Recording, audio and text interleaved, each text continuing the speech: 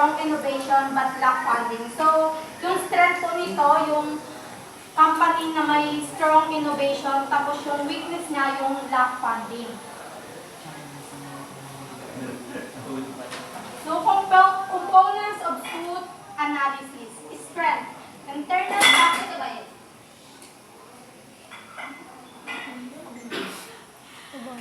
Strength. Internal factors that provide an advantage. So, these are internal advantages such as strong brand, skilled employees, or advanced technology. So, sa weaknesses naman, internal factors that may hinder success. So, ito naman yung internal limitation, like poor management or lack of financial resources. Sa opportunities naman,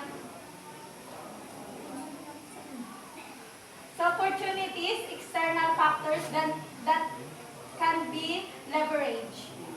So, these are external factors that can help, like a growing market or mga bagong technologies. So, threats, external challenges that may impact objectives. Ito naman is external risks, such as competition, economic downturns, or changing regulations.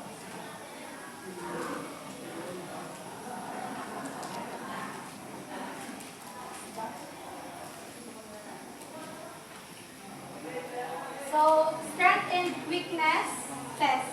Ito yung internal factor. So, sa strength, competitive advantages, strong brand reputation, and skilled workforce.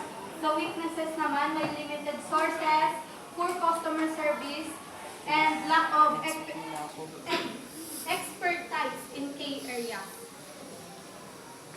Opportunities and threats, ito naman yung external factor. So, sa opportunities, may emerging markets, technological advancement, and market demand growth.